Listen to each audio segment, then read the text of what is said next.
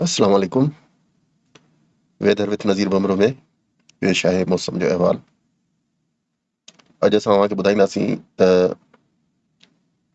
जेको सिस्टम अचे पियो लो प्रेशर जो, उन जे करे सिंध में कहिड़े इलाइक़े में केतिरी बरसाति थींदी ऐं कहिड़े ॾींहुं वधीक बरसाति हूंदी।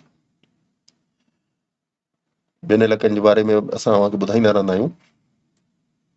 जीअं तव्हां ॾिसी रहिया आहियो त ही बादल हिंदुस्तान में जेके दाख़िल थी रहिया आहिनि, ही कंहिं बे ऑफ बंगाल जे कंहिं सिस्टम जे लो प्रेशर जा न आहिनि, पर ही असल में चाइना में हिकु तमामु वॾो सिस्टम मौजूदु हुयो जेको काफ़ी अरसे खां चाइना में बरसातूं वसाए रहियो हो।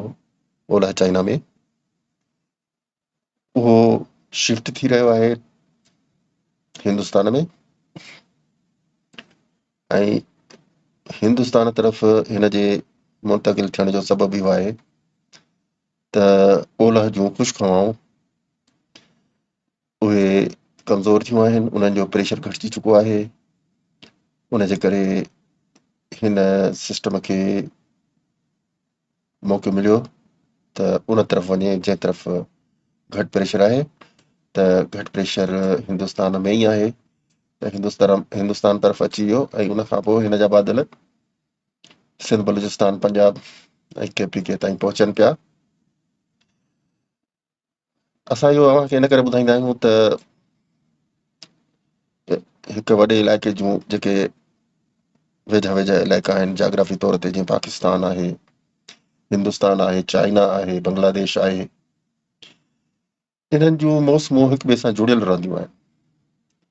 इन्हनि जे इलाइक़नि जे मौसमनि जा असर ई मुंतक़िल थींदा आहिनि ॿियनि इलाइक़नि ॾांहुं। जीअं तव्हांखे असां ॾेखारियो त ही सिस्टम चाइना में तक़रीबन महीने खां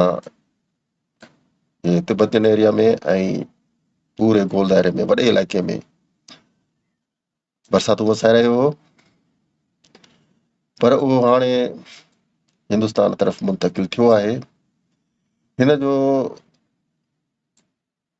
को तालुक़ु कोन्हे को उन लो प्रेशर सां जेको बे ऑफ बंगाल में हिन वक़्तु तयारु थी रहियो आहे। उहो लो प्रेशर हिन वक़्तु ॾखण हिंदुस्तान ऐं बे ऑफ बंगाल जे वेझो समुंड में मौजूदु आहे ऐं उन जो लो प्रेशर वैल्यू जेको आहे 1004 ताईं आहे HPA यूनिट आहे, ऐं सुभाणे इहो 1000 ताईं पहुची वेंदो, यानी कि लो प्रेशर में अञा वधीक ताक़त ईंदी। ही तारुफ़ हुयो मौसमनि जो हिक ॿिए सां इलाइक़नि जे हिसाब सां कीअं हिक ॿिए सां मुंसलिक रहनि थियूं, गॾियल रहनि थियूं, ऐं इलाइक़नि जूं मौसमूं ॿियनि इलाइक़नि ते कीअं असर विझनि थियूं। त हाणे अचूं था पंहिंजे असुल मक़सद जे तरफ़। तव्हां असांजो चैनल सब्सक्राइब करे वठो त जीअं असांजी वीडियो अव्हां ताईं पहुचंदी रहे।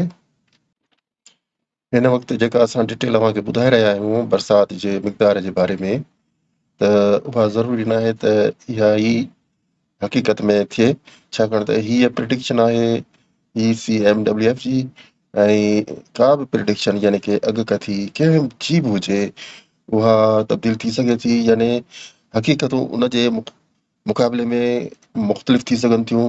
पर जेका ECMWF वारनि जी अॻकथी आहे त सिंध में सभ खां वधीक बरसाति 17 अगस्त खां वठी 25 अगस्त ताईं जे वक़फ़े जे दौरान वधि में वधि नंगर पार्कर जे इलाइक़े में वसंदी, जेका इन टोटल पीरियड में मुकमिल वक़फ़े जे दौरान यानी 17 तारीख़ खां 25 तारीख़ ते अगस्त जी इन दौरान 131 मिलीमीटर बरसाति वसंदी नंगर पार्कर में, ऐं उमरकोट जे इलाइक़े में 71 मिलीमीटर, बदीन में 54 मिलीमीटर, ठट्टे जे इलाइक़े में 50 मिलीमीटर, कराची जे इलाइक़े में तमामु घटि बरसाति ॾेखारी पई वञे इन पूरे पीरियड जे दौरान, जेका तक़रीबन 5, 6, 8 मिलीमीटर आहे।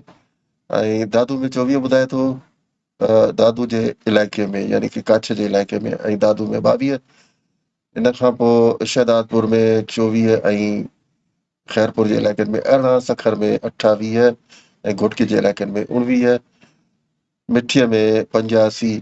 त असांखे अॻु में ई ॿुधायो त ज़रूरी न आहे त हीअ अॻकथी जेका ECMWF वारनि कई आहे इहा दुरुस्त वञे, छाकाणि त अञा वक़्तु पियो आहे।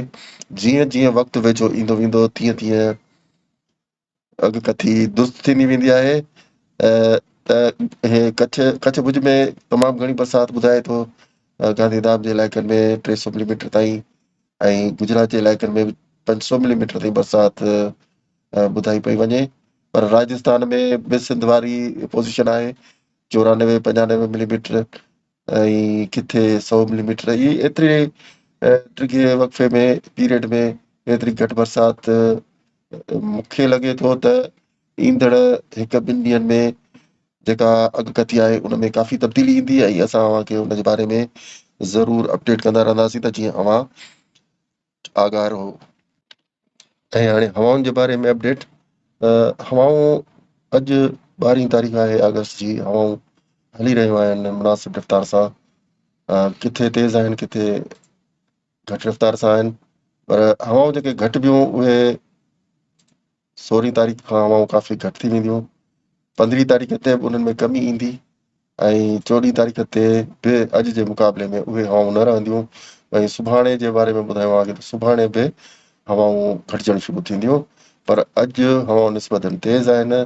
सुभाणे खां हवाउनि जी रफ़्तार में घटिताई अचणु शुरू थींदी, जेका 15-16 तारीख़ ताईं जारी रहंदी ऐं 16 तारीख़ ते हवाऊं तक़रीबन इलाइक़नि में बंदि थी वेंदियूं ऐं गर्मी ऐं घुट जो माहौल पैदा थींदो।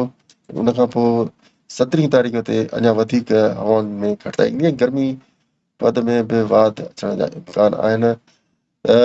जेके हवाऊं बंदि थींदियूं त उन खां पोइ सिस्टम बरसाति जा उहे तेज़ी सां अचणु लॻंदा ऐं सिंध जे मुख़्तलिफ़ इलाइक़नि में बरसाति जी शुरूआति थी वेंदी। सभ खां पहिरियां बरसाति जी एंट्री थींदी नगर पार्कर खां, डीपले खां ऐं बदीन जे इलाइक़नि खां, ऐं पोइ उहे सिस्टम जेके आहिनि से ठटे ऐं उमरकोट ताईं ऐं अॻिते हैदराबाद ताईं वेंदा ऐं उन खां पोइ अॻिते अछड़ेतर शहदादपुर सांगड़ ऐं मथियनि इलाइक़नि में जेके ख़ैरपुर जा आहिनि सख ऐं साले पट घोटकी जा इलाइक़ा, सभ खां पहिरियां उन्हनि इलाइक़नि में बरसाति जा सिस्टम पहुचंदा ऐं आख़िर में दादू, मेहड़, लाड़काणो, जिकोबाद, खबर शहदादकोट वारनि इलाइक़नि में सिस्टम पहुचंदा। यानी बादल 16 तारीख़ खां अचणु शुरू थी वेंदा।